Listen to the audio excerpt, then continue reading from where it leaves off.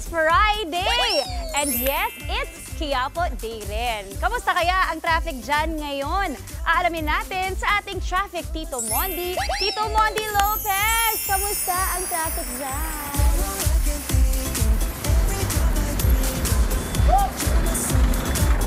Yes! Animao! Yung commute kaway-kaway sabay, kuya, atras ka. Sige kuya, atras ka. Huwag kang aharap.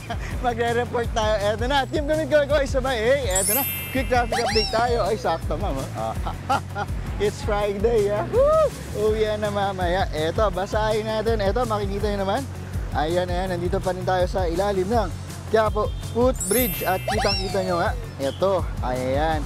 Ito yung mga pabiyahing pa Vito Cruz, Calao, SM City Hall, Loton, PITX, Buendia, Taft, maluwag ang kalsada. Makikita nyo naman na may huminto nga lang ditong bus. Ayan, may kung saan nagbababa itong mga jeep natin. Ako po.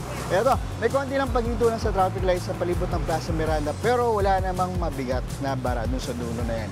At meron din mga traffic enforcer na talaga nagbabantay kasi talaga may higpit na pinapatupad dito sa simbahan ng Quiapo na bawal po mag-park. So, hindi ka talaga dapat nagpa-park dyan. Kahit kami, nako, pinalis din kami. At i-flex ko lang din yung ayos ng mismong kalsada rito. Pakita natin yung sahig. Ayan. May ginawang patching activity nitong July 31. Kaya kita nyo naman yung bagong asfalto, di ba? Mas maliwalas na yung daanan at mas mabilis na daanan ito ng mga motorista. Saan tayo dadaan? Eto na! Yan muna natin yung morning biyahe. Back to studio.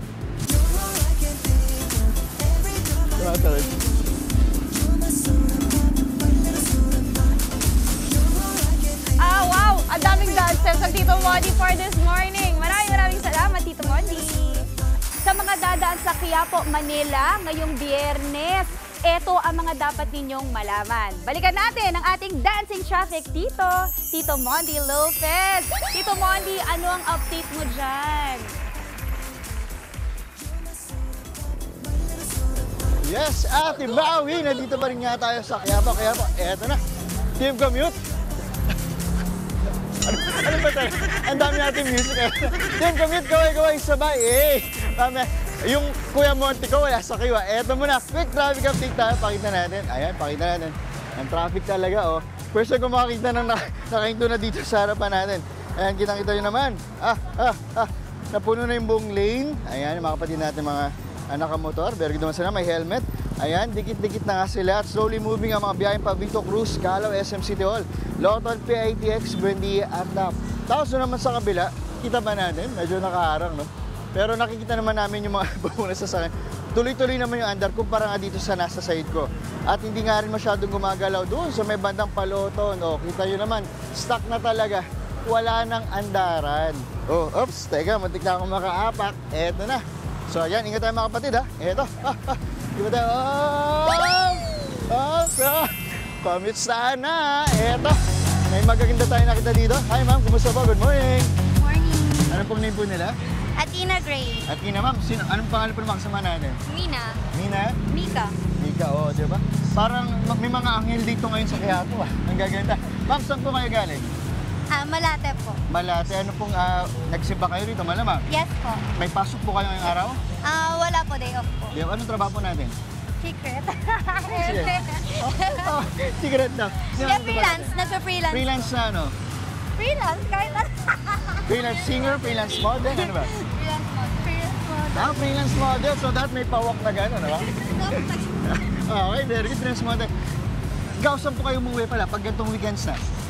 Pag weekends, usually sa family ko, sa Cavite. Cavite? Uy, sa Cavite. Sa Cavite? Imus. Imus. Apo. So, mula dito, diretso ang Imus, hindi pa?